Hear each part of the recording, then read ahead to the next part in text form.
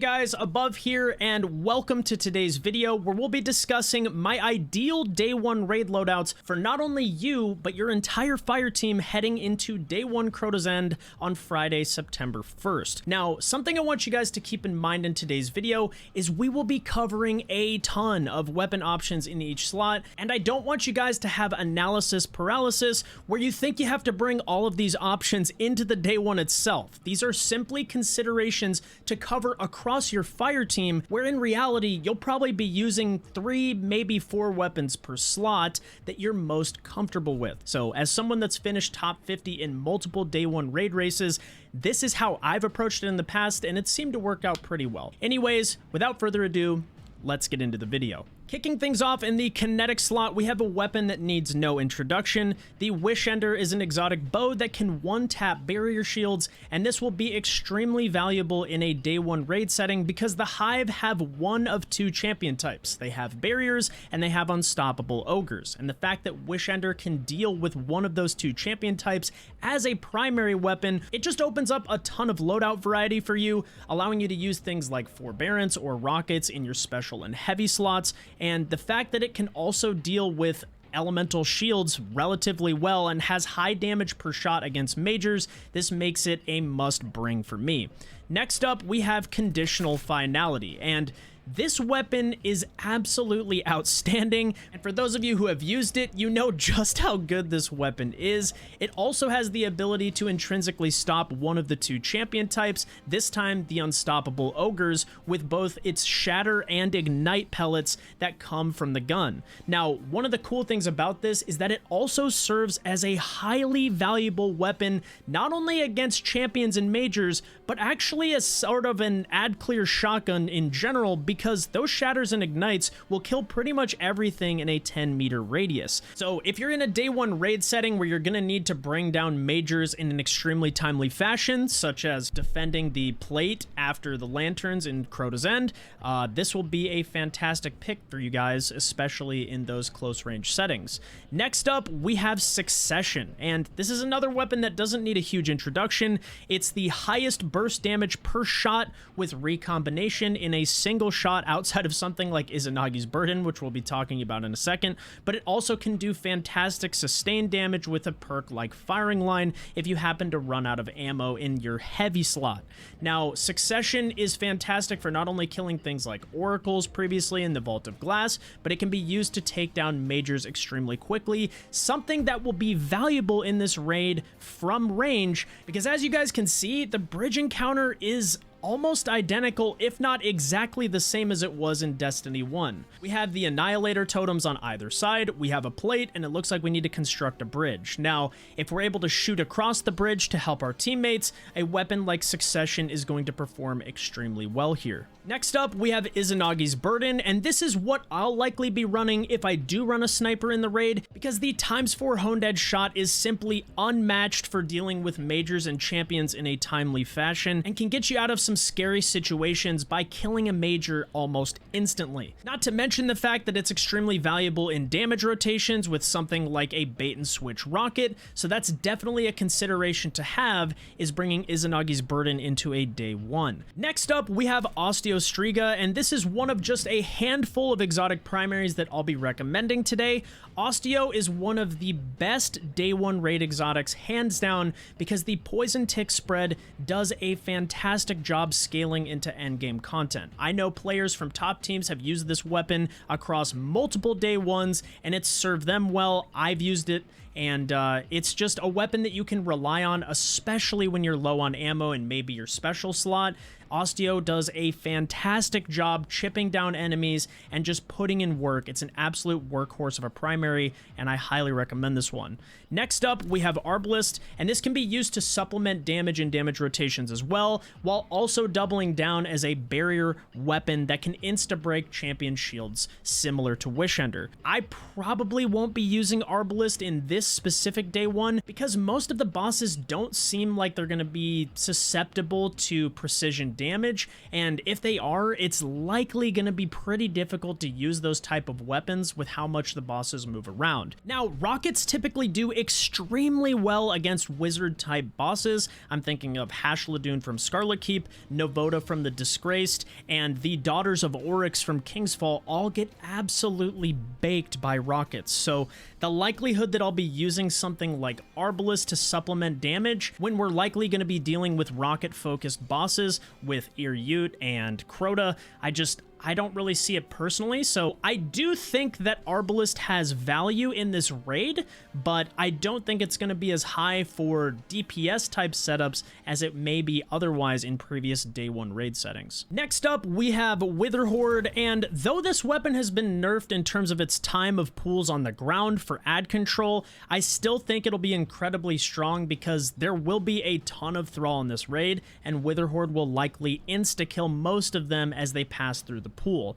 In addition to that, I also think that we'll see a return of Starfire Protocol in this raid, pairing it with bait and switch rockets or bipod rockets, or potentially even a demo GL for high burst damage, and something that enables Starfire to work is Wither Horde, because this exotic is still extremely good under the right settings, so this is one to keep an eye out for, and Wither Horde is better than any other weapon at enabling that. Moving on to our bottom row, next up we have Malfeasance, and this is a weapon that received a massive buff heading into Season of the Witch. It was already crazy strong with Lucky Pants Hunters, and it just got even better against both minors and majors. This weapon will absolutely destroy anything it comes across. With that said, I would only recommend this on a hunter, where you could use this for potential final stand swaps if you guys are running low on heavy ammo. This could be your solution for high burst damage heading into a final stand when ammo is in shambles. Next up, we have Lumina, and some of you may be familiar with this,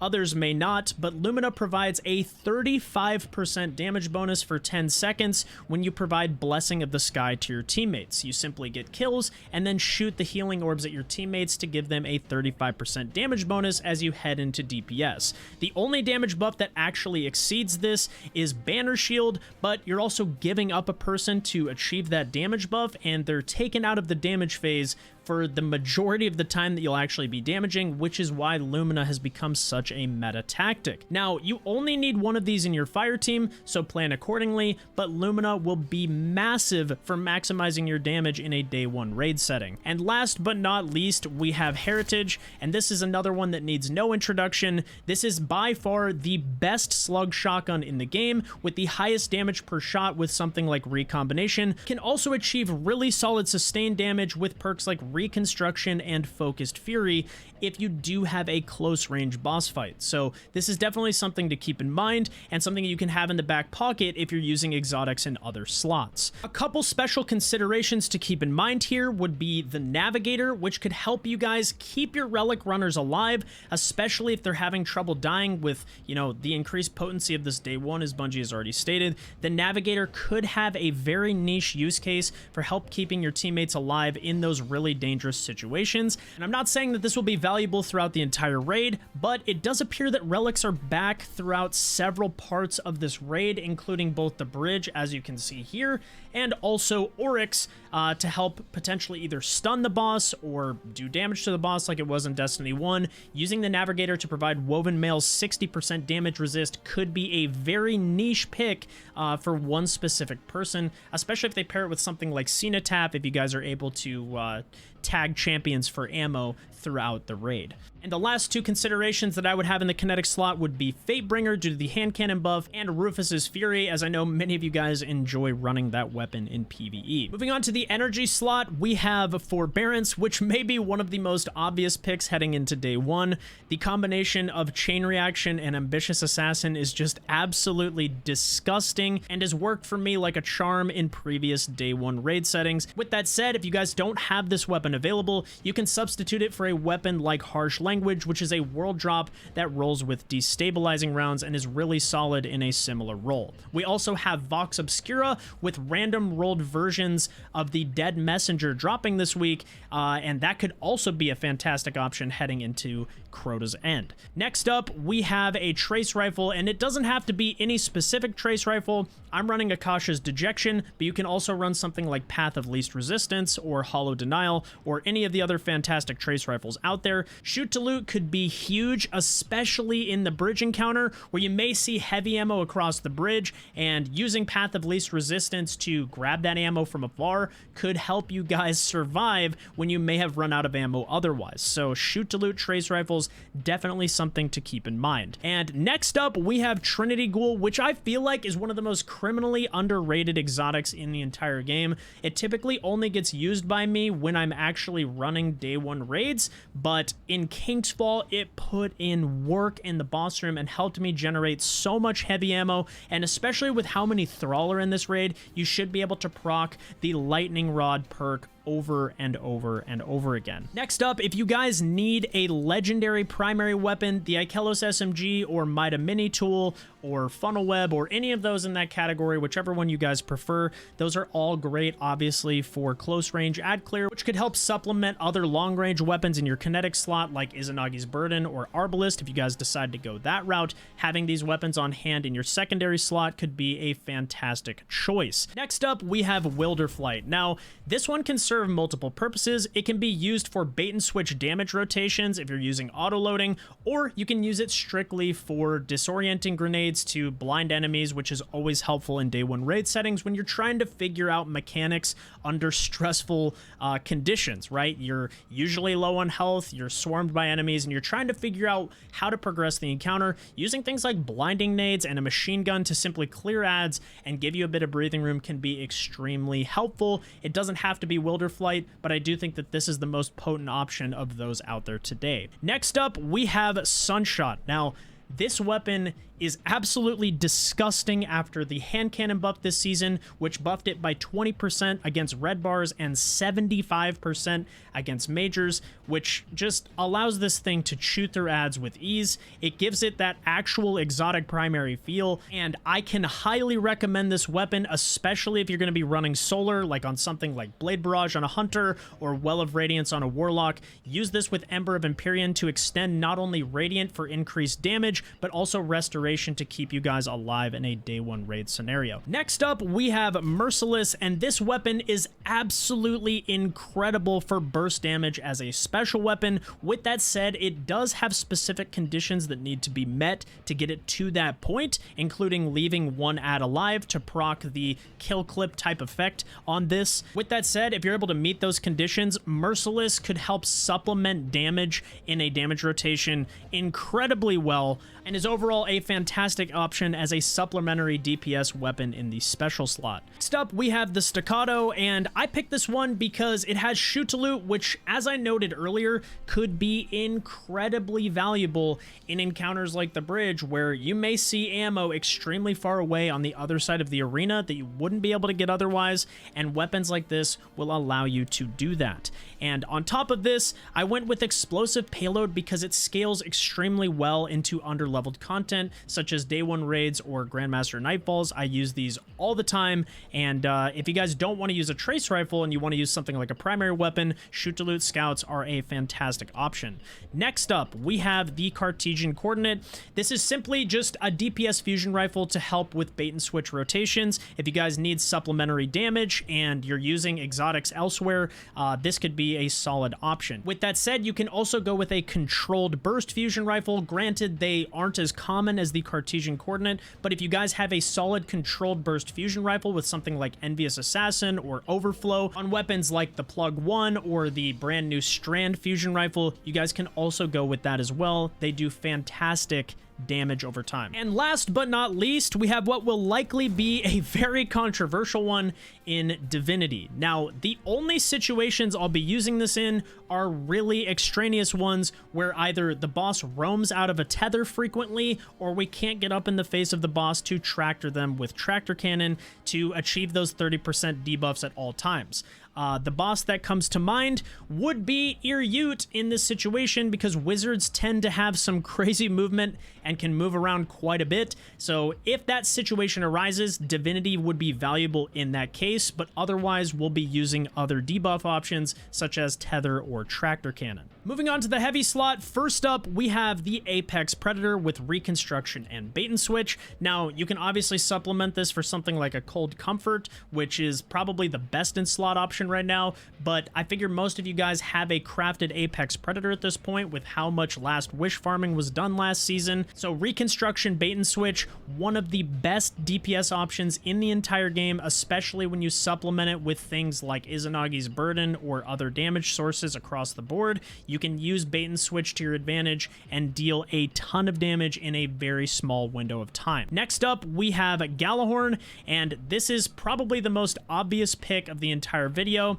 Wolfpack rounds are just absolutely instrumental into DPS setups in the modern meta, and without this, rockets fall off incredibly hard. It's not only incredible for ad clear and helping your rocket users in ad clear based encounters be able to clear enemies with ease, but it's also instrumental for DPS setups, so having one Galahorn user will be highly valuable.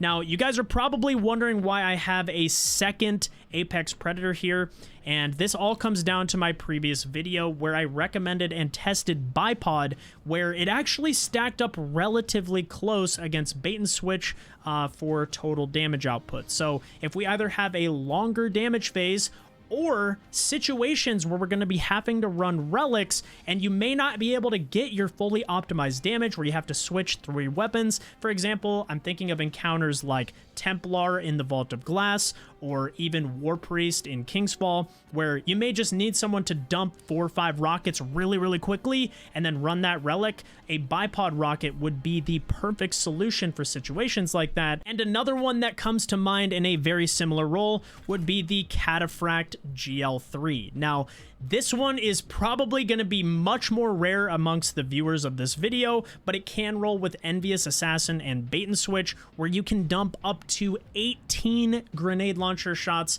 in one single mag, which is just absolutely ridiculous, and can help serve as a burst damage solution if you guys need that, depending on the boss. Next up, we have the Commemoration, and this is easily one of the best legendary machine guns in the game, especially with the fact that it's craftable and is likely accessible to the majority of you guys. So as I said earlier in the video, if you guys are trying to figure out mechanics and you just need that extra bit of oomph when clearing ads to try and give you some breathing room to solve a mechanic, machine guns are going to be the perfect way to do that. And once you have the mechanics figured out, you can switch back over to rockets once you actually have the encounter fully understood and are ready to go to DPS. Next up, we have Tractor Cannon, and this is the only weapon in the game that can provide a 30% debuff, which is on par with Tether for the highest debuff in the game. Now, what makes this weapon special is the fact that it opens up the ability to use DPS supers for really tight damage windows, or can be used as a debuff simply if, you guys are using more abilities such as Banner of War or Blade Barrage or other things to do damage to a boss. Tractor Cannon is just absolutely instrumental and one of the best weapons that you can bring into a day one for DPS settings specifically. The next weapon on our list is the Other Half. You can also substitute this for Half Truths if you guys don't have one of these, but Eager Edge is instrumental for transition areas in day one raid races because it can save you a ton of time going between encounters. So definitely be sure to bring one of these with you to help you get through the jumping puzzles that much faster. Next up, we have Xenophage, and this weapon does fantastically well against majors and things that cannot be crit. So I'm thinking fuses in DSC or oracles in the Vault of Glass. There have been situations that have arisen in previous day ones where Xenophage ends up being the MVP, and I think having this on deck can't hurt you. In fact, it can end up being the solution to some awkward encounters should they end up changing some mechanics heading into day one Crota's raid. Next up, we have the Lament. Now, I put this weapon on here because I knew a lot of you guys would ask about this, but it's not a weapon that I'm probably going to use personally. Now, hear me out on this. First up, I think a lot of the bosses are going to be very difficult to use Lament on. Wizards, for example, just do not interact well with Lament whatsoever. The tracking gets all scuffed, they're off the ground, so it's unlikely that for Iryut, if it ends up being a boss, that Lament would be relevant whatsoever. And for Crota, if we're going down that same mindset, the odds of us using Lament over other damage options in the current meta is so unlikely, unless it's like an unbelievably fast burst damage situation. I just don't really see Lament being used. I could end up eating my words here, but right now, this is a weapon that I likely won't be holding on my character heading into the day one. And last but not least, we have linear fusion rifles. Now, as of late, these have taken a massive step back in the endgame damage meta, but there may be a specific use case in this raid where it could end up being useful. I'm thinking personally on Iryut, the wizard boss. They are pretty prone to crit damage,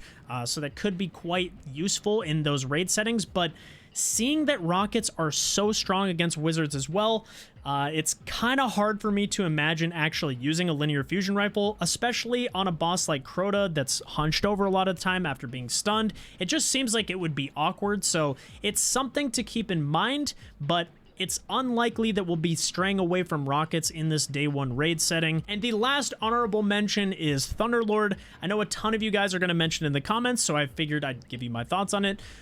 First off, there are no hive overloads, so that aspect of Thunderlord isn't relevant in this day one raid setting.